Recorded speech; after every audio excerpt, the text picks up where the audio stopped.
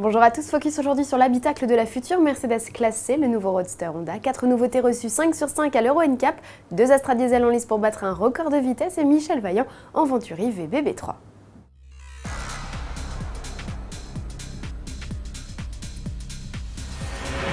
Confirmation, c'est bien une nouvelle classe C que Mercedes prépare. Après un teaser vidéo, le constructeur a révélé des photos de l'habitacle.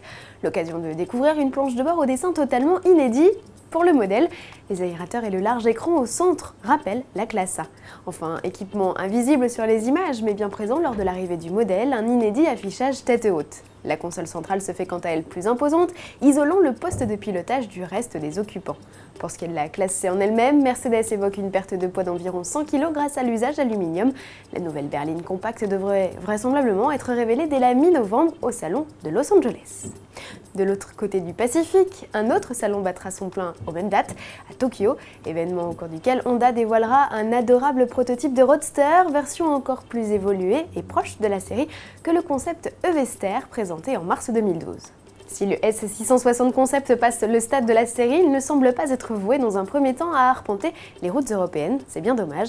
À ses côtés, Honda présentera un SUV urbain et on se plaît à rêver de voir la première ébauche de la Civic Type R, à confirmer. Leurs carrières à elles sont déjà bien lancées et pourtant l'Euro NCAP n'avait pas encore livré son verdict sécurité, pas de quoi s'inquiéter. Pour autant, les Peugeot 2008, Mercedes CLA, Jeep Cherokee et Suzuki SX4 S-Cross font carton plein en décrochant chacun 5 étoiles. Le SUV japonais se distingue avec ses 81 points, meilleure note au général. Le CLA obtient lui un peu plus de 80 points contre 78 pour le Cherokee. Prochain résultat, le 27 novembre. Battre des records de distance parcourue avec un plein, ce n'est pas le dada d'Opel qui préfère abattre ses cartes dans le concours du diesel le plus rapide du monde sur 24 heures. 9 journalistes à bord de 2 Astra 2 litres de 163 chevaux se sont relayés pour parcourir les 4800 km nécessaires à l'accomplissement du record. Seront-ils les plus véloces? Avec une moyenne de 201 km/h obtenue sur le circuit de Millbrook en Angleterre, c'est à la FIA d'en attester. En attendant, Opel se réjouit d'avoir accompli cette mission, véritable démonstration de fiabilité, de sécurité et de performance selon lui. Loisirs pour finir et même idée cadeau de Noël, on y songe déjà avec un chouette teaser publié par Venturi sur sa chaîne YouTube. Michel Vaillant, le plus célèbre des pilotes de BD, va troquer sa célèbre Vaillante pour la fusée Venturi VBB3 avec laquelle il tentera de battre le record de vitesse en véhicule électrique.